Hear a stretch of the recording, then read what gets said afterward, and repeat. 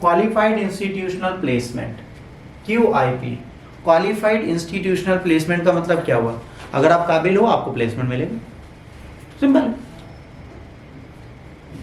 अब मान लो मुझे पुल बनाना है, पुल बनाने के लिए मुझे एक इंजीनियर चाहिए। अब तुम आए, तुमने कहा सर हमें मोबाइल बनाना आता है पर हम पुल बना लेंगे, हम कैसे यकीन करें? मोबाइल के पेज खोल के नई मदरबोर्ड लगा लेते थे। अब पुल बनाना है, अब पुल पे कहोगे भैया बड़ी वाली मदरबोर्ड लाओ। बड़ी वाली मदरबोर्ड अब कहाँ से लाएंगे ये बताओ? बड़ी वाली मदरबोर्ड लाने का कोई लॉजिक ही नहीं, ठीक है। तो ये अभी पॉसिबिलिटीज हमारे पास होंगी ही नहीं, तो हम उसे कैसे कर लेंगे?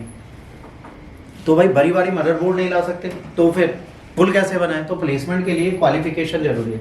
भारतीय अक्षय ऊर्जा विकास एजेंसी लिमिटेड के शेयर धारकों ने हाल में ही एक या एक से अधिक किस्तों में इक्विटी शेयर के योग संस्थागत प्लेसमेंट के माध्यम से 5,000 करोड़ रुपए को जुटाने की मंजूरी दी। योग संस्थागत प्लेसमेंट के बारे में क्या होता है, अब ये समझिए QIP होती क्या है।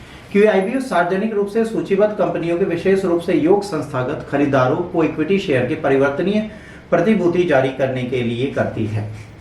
मतलब क्या हुआ इसका, बहुत ध्यान से समझना है। यहाँ पर इन्होंने ये बोला कि एक कंपनी जो पब्लिक सेक्टर यूनिट की तरह लिस्टेड है, अगर उसको कल को फंड की जरूरत है तो वो क्या करेगी?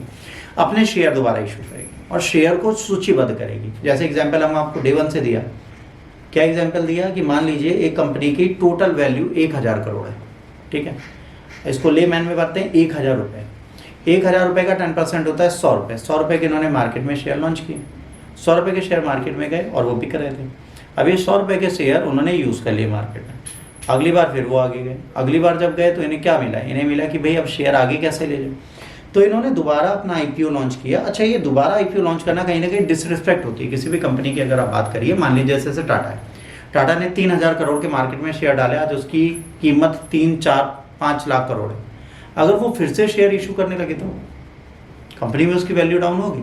बट ये करते हैं, कानूनी कागजाई पूरी होती है, बिना पूंजी। भाई आपको कोई भी चीज़ नहीं करनी, अगर आपको पूंजी जुटानी है आप अपने शेयर को री इशू करें। अपनी टोटल कैपिटल की ग्रॉस के एक शेयर इशू कर दीजिए, उसमें ना इंटरेस्ट जाएगा, इमीडिएट कैश मिल जाएगा। आप अपने फर्म को चला सकते हो, अपने काम को चला सकते हो, तो आपको बेनिफिट इसमें मिलता है। भारत में योग संस्थागत प्लेसमेंट कब स्टार्ट हुआ? भारतीय कंपनी विदेशी बाजारों से धन जुटाती, क्या करती थी? ये जाती थी विदेशी कंपनियों से उधार ले लेती। तो भाई FDI आती थी, इन्होंने कहा आप शेयर लॉन्च करिए और शेयर से इस काम को आप प्रॉपर मैनर में करिए, कोई दिक्कत नहीं है, हम आपको पूरी तरीके से सपोर्ट करेंगे।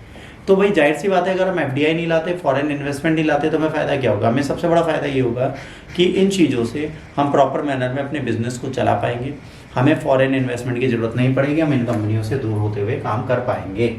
ठीक है, ये हो गया, थैंक यू।